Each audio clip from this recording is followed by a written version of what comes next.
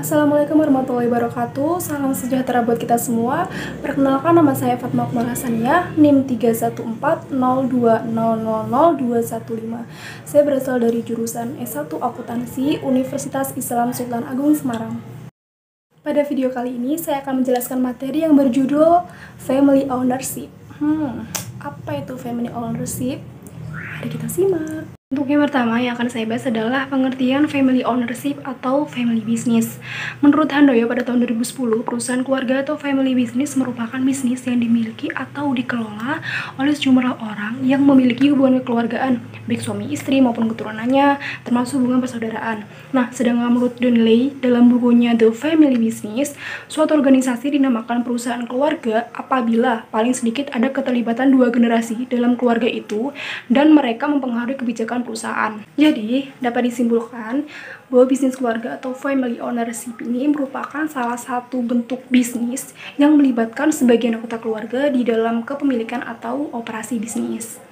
Nah, ternyata tidak sedikit perusahaan keluarga di negara Indonesia itu berdiri. Bahkan perusahaan ini sangat berkembang dan sampai saat ini masih berdiri kokoh.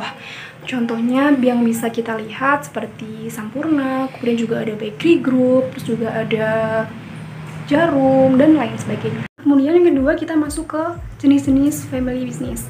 Yang pertama ada family owned enterprise. Di sini perusahaan hanya dimiliki oleh keluarga tetapi dikelola oleh eksekutif atau luar lingkaran keluarga. Nah, dalam artian di sini keluarga hanya berperan sebagai pemilik dan tidak melibatkan diri dalam operasi lapangan. Kemudian yang kedua ada family business enterprise. Perusahaan yang dimiliki oleh keluarga serta dikelola oleh keluarga itu sendiri. Nah, perusahaan tipe ini dicirikan oleh dipegangnya posisi-posisi kunci dalam perusahaan oleh anggota keluarga. Kemudian selanjutnya ada penerapan prinsip good corporate governance pada family business. Nah, ternyata pada penerapan GCG ini memberikan dampak baik bagi kinerja dan keberlangsungan suatu perusahaan keluarga agar operasional perusahaan baik dalam mengambil keputusan dan kepentingan. Pada penerapan prinsip GCG terdiri dari beberapa prinsip. Yang pertama ada transparansi. Transparansi di sini perusahaan dapat dikatakan memiliki transparansi yang baik apabila perusahaan memiliki keterbukaan informasi, baik dalam informasi pengambilan keputusan maupun dalam pengungkapan informasi material dan relevan bagi perusahaan. Transparansi diperlukan untuk menjaga objektivitas dalam menjalankan bisnis. Yang kedua, ada akuntabilitas. Perusahaan dapat dikatakan memiliki akuntabilitas yang baik apabila di dalam perusahaan terdapat kejelasan fungsi, struktur, sistem, dan pertanggungjawaban organ perusahaan, sehingga pengelolaan perusahaan terlaksana secara efektif. Nah, kemudian yang ketiga ada responsibility. Perusahaan dikatakan memiliki responsibility yang baik apabila perusahaan memiliki kesesuaian atau kepatuhan di dalam pengelolaan perusahaan terhadap prinsip korporasi yang sehat serta peraturan perundangan yang berlaku. Nah, di sini perusahaan harus mematuhi peraturan, perundangan, serta melaksanakan tanggung jawab terhadap masyarakat dan lingkungan. Kemudian yang keempat ada independensi.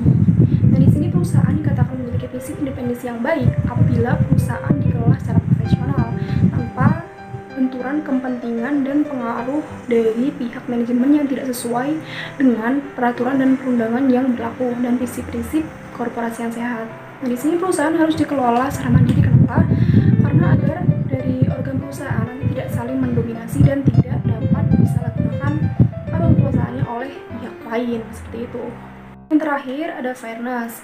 Nah, perusahaan dapat dikatakan menerapkan prinsip ini dengan baik apabila perusahaan menerapkan perlakuan yang adil dan setara kepada pihak-pihak yang berkepentingan sesuai dengan kriteria dan proporsi masing-masing. Nah, pada tahun 1966 ada seorang peneliti yang bernama Davis dan Tagliuri menggambarkan kondisi dalam sebuah perusahaan keluarga melalui 3 lingkaran yang saling berhubung.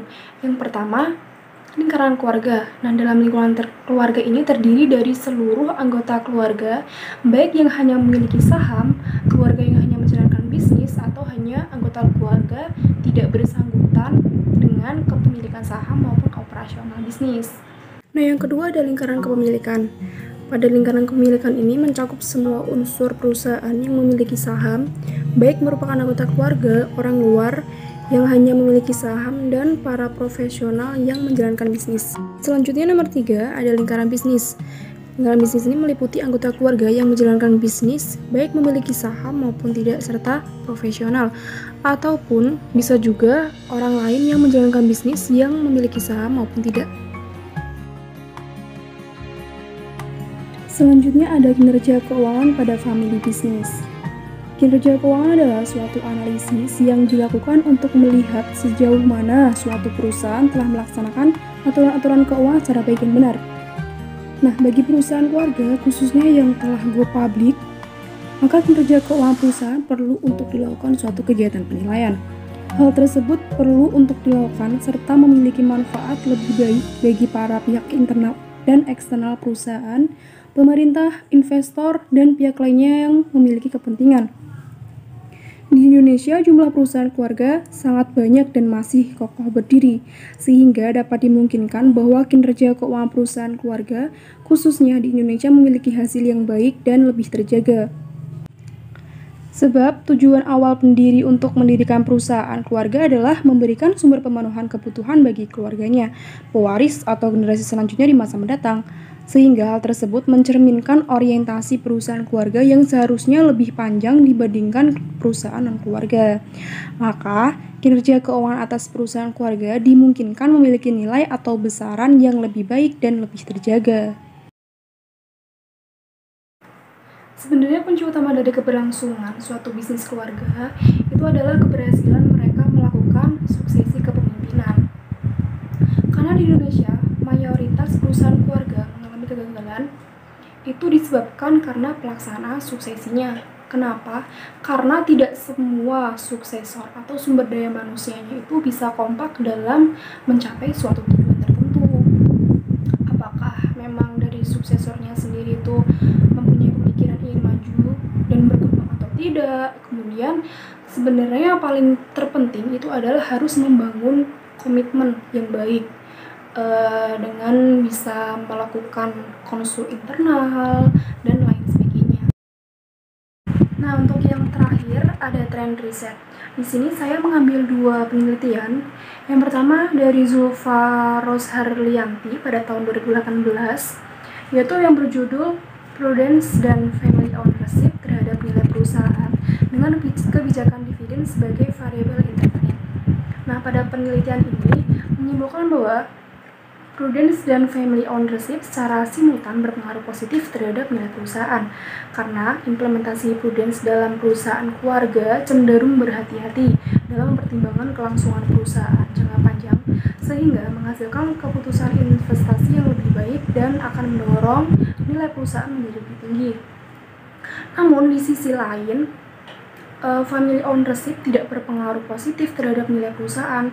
Hal ini disebabkan karena kepemilikan keluarga yang besar memungkinkan tata kelola perusahaan ditujukan untuk keuntungan pribadi dan menyampingkan kepentingan investor, sehingga akan berdampak buruk terhadap nilai perusahaan. Nah, untuk penelitian yang kedua ada dari Feryana Yunistiawan pada tahun 2016 yang berjudul Analisis Perencanaan Proses Suksesi Keluarga pada PTX. Dalam riset ini, peneliti menggunakan 8 tahapan perencanaan proses suksesi menurut Lerch pada tahun 2007. Yang pertama adalah melakukan perencanaan lebih awal, yang kedua mendorong kerjasama antar generasi, yang ketiga membuat rencana suksesi secara tertulis, yang keempat adalah melibatkan keluarga dan rekan kerja, yang kelima mengambil keuntungan dari bantuan luar, keenam membangun suatu proses pelatihan, ketujuh rencana untuk pensiun, dan yang terakhir adalah melakukan pensiun secara tepat. Nah, di dalam pelaksanaan perencanaan proses suksesi yang dilakukan oleh PTX itu belum efektif. Kenapa? Karena pada pelaksanaannya hanya melaksanakan 5 tahapan saja, yaitu yang pertama ada melakukan perencanaan lebih awal, mendorong kerjasama antar generasi, melibatkan keluarga dan rekan kerja, mengambil keuntungan dari bantuan luar, dan juga yang terakhir membangun suatu proses pelatihan. Nah, dapat disimpulkan bahwa PTX belum melaksanakan secara maksimal karena masih ada 3 tahapan yang belum terlaksana. Cukup sekian penjelasan materi pada kali ini. Apabila kalian suka dengan video ini, jangan lupa di like dan juga di subscribe. Saya Fatma Kumalasania, pamit undur diri. Wassalamualaikum warahmatullahi wabarakatuh.